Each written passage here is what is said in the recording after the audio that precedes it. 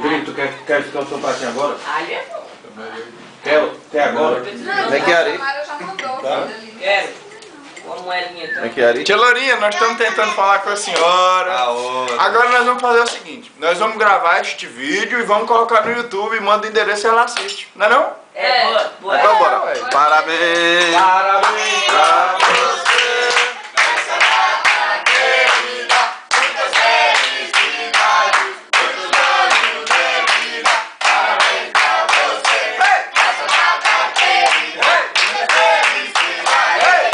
Viva Tia Lourinha!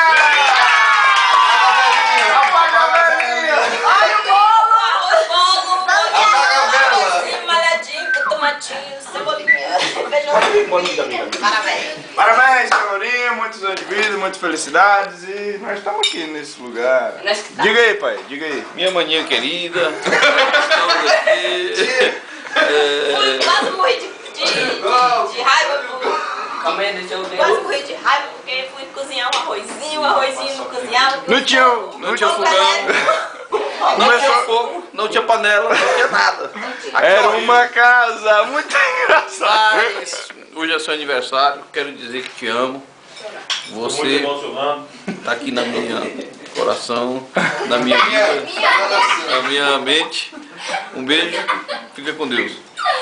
Já tô aí pra te dar um cheiro de perto. Tchau.